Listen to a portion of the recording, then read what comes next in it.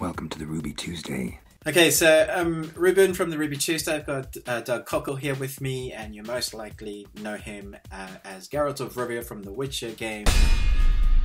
Challenged a Witcher. Must have had a death wish. Yeah, so talking about the Witcher, you also did, I believe, some extra lines for Gwent, because I knew Gwent was the card game, the standalone thing. We've been playing that for a while. I had no idea that we're going to do Thronebreaker as like a storyline. Was there much more, and was it very different to what you had to do before for The Witcher? No, not really. I mean, it was a different storyline, and Geralt is not the focus of Thronebreaker. He's an element of the storyline. To be honest, I don't know when I recorded that. It's a while back, is it? Well, and also CD Projekt, like so many of the game developers out there, they're code naming their projects now. So even the actors aren't entirely sure what they're recording for. Oh, I see. So okay. I've recorded a couple things last year for CD Projekt, and I think it was mostly Thronebreaker, but I'm not entirely sure. So that's very interesting. Okay. Who knows? So yeah, I think you could pitch up somewhere else as well then. I could pitch up somewhere else. I have no idea, and this is not any kind of official announcement or anything like that, because you heard it here first. Don't know. Yeah, you heard it here first. Doug Cockle has no idea what's going to happen to Geralt. So, moving Witcher aside, I see that according to IMDb, who I'm sure IMDb are always right, but you're currently in a feature film, or it's in post-production? It's currently in post, yep. It's a small role. I play the dad of the main character. It's not a big budget, It's UK. AAA. It's a UK film. It's a UK independent film, but it was really good fun. I was on set for 2 days. It was an enjoyable shoot, and I think it's going to be a fun film. But it's probably going, and I think this is what the executive producers told me. Probably just going to go straight to cable. Yeah, streaming. Yes, it's one of those things. It's not intended to be a cinema release kind of thing. It's intended for the teen and preteen television market. It looks fun. It should be fun. It's called Future TX, and it's about a couple of kids who they get their hands on some new mobile phones, and these mobile phones somehow speak to the future. And so the whole thing is about the future calls them on these new mobile phones and tells them that something horrible is going to happen, and they're the only ones who can solve this particular problem. So they go on an adventure trying to solve this problem with these mysterious people from the future, encouraging them on. And then, of course, there's a twist at the end. Yeah, well, there has to be. Yeah.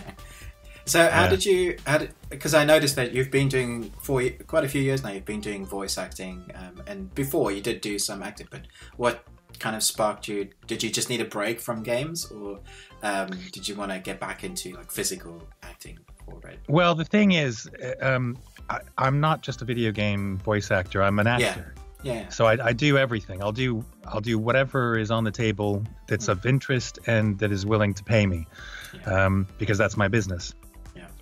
So my background is theater primarily. That's what I started out in, and I did do television. I was in Band of Brothers, the television series by HBO. I was in a film called Reign of Fire with Matthew McConaughey and Christian Bale. Love that film. It's awesome. Yeah, it's a great film. It's wonderful. It's one of those great ones. When it comes on TV, I just have to watch it. Not for me, but for the film itself. Yeah, I do that.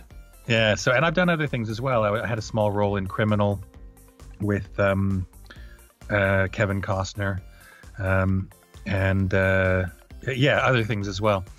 So I kind of dip in and out of various things. The one thing I haven't done, I've done corporate video, I've done theater, I've done voiceovers, I've done radio plays. I haven't done audiobooks yet. And I have done a commercial. I just did a commercial recently, actually, a radio commercial. I've done television commercials, cinema commercials. Yeah, so I've done a lot of stuff, but one thing I haven't done that I'm really keen to get into is motion capture, performance capture, because that's where a lot of games are moving now. They're moving towards that for, particularly for the cutscenes in games. Yeah, so I'm kind of poking and prodding at that edge of the industry and trying to stick my foot in that door. Well, Netflix recently released Mowgli, and the studio behind that is obviously the actor that played Smeagol. Yeah. I'm trying to think of the studio name. I think it's Imaginarium or something like that. That sounds right. Yeah. Yeah, but they're focusing on game performance capture as well. They did one of the games, the Planet of the Apes games. I think that was all performance capture. But they're like on the state of the art, really up there, pushing the boundaries, past what anybody's done. Yeah, absolutely. And I believe this is also the first feature-length film that the Imaginarium has come out with, and they want to do more. Yes, the actor's name, again, escaping me. You put a camera on me and I forget everything. But he directed the film as well. Yeah, he did. He voices Andy Serkis. That's it. Andy Serkis, thank you. Yes, he voices Baloo, and you can see when you can see it's him, but it's also his own character. So it's come a long way. I'd love to, if they ever did anything with Geralt or a similar character, I'd love to see what you could do with that. I think you'd have a lot of fun with that. Yeah, I would have a lot of. I've done facial capture once before, and that was interesting. But yeah, full performance capture, I've not had the opportunity yet, so I'd really enjoy that. I did actually meet Andy Serkis once, not name dropping, but because we're talking about him, it was very, very brief. But I was recording a radio play of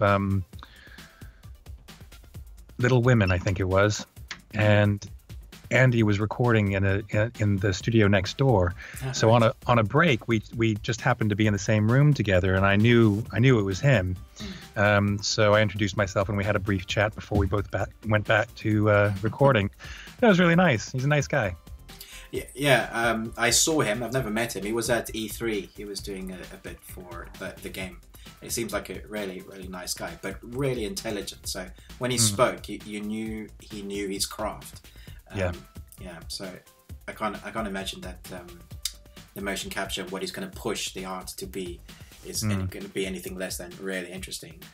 And I've seen the film as well, and it's really very good. It's good.